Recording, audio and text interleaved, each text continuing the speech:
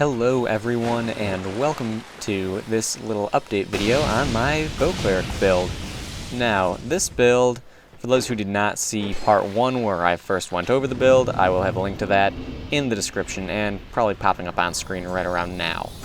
So I recommend watching that first to see, where the build came from and where it's at currently, just so you can get a better, appreciation of how it's changed.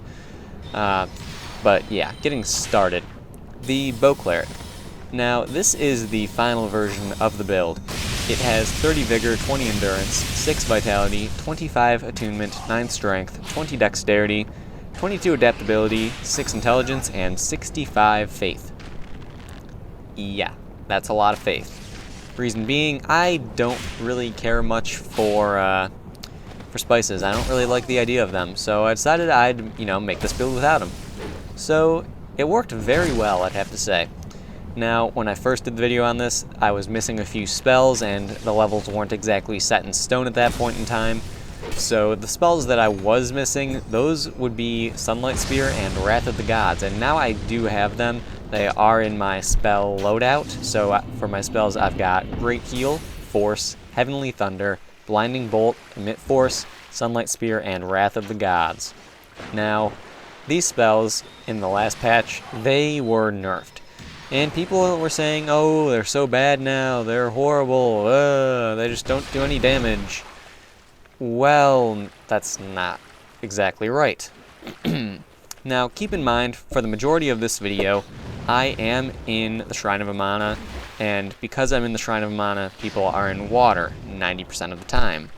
When they're in water, their lightning defense is lowered, meaning I'm doing a bit more damage than I normally would. That being said, for the fights where I'm not in the Shrine of Amana, well, those are a more accurate representation of how much damage I actually do. So, I like invading in this area. It's more fun on this build because of the fact I do more damage, and because of the fact that the lightning, when shot into the water, has an area of effect around it. But as far as, the damage output for the majority of places in the game, this isn't exactly standard. So, that being said, using some spells here and one-shotting people does cause a little bit of rage mail, and that's always a good time. Right there, this guy decided he didn't like what was happening, so he decided to run. And, well, as you can see, he got away from me. I decided to follow him. He caught up, I caught up, and he still didn't have a good time with what was happening. It just didn't work well for him. But, that's a good thing for me. People don't exactly know how to handle this build, and, that's something I'm totally fine with. So, overall, now that I've got all of the spells that I need for this build, it is very, very powerful, stupidly powerful, in fact. I'm really considering actually starting to do invasions as a red instead of just as an arbiter, because I think that, as a sinner and as a wretch, I'll be able to handle the arbiters coming in. I really will, because this build is so powerful. So right here, as I was saying, one-shotting people does cause a bit of rage mail.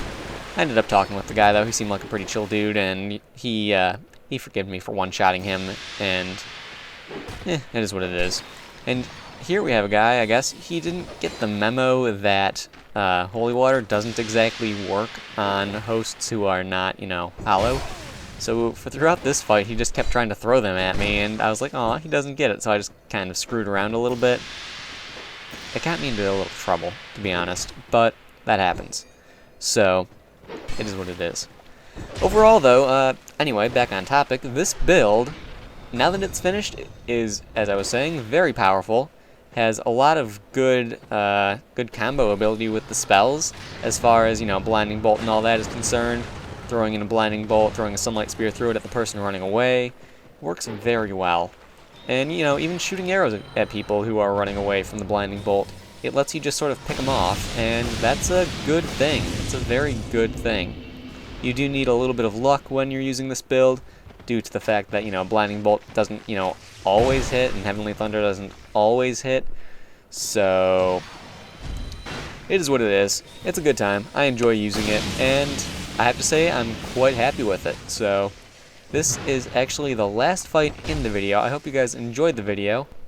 I would highly recommend staying for the end of the video because I decided to do something a little bit stupid.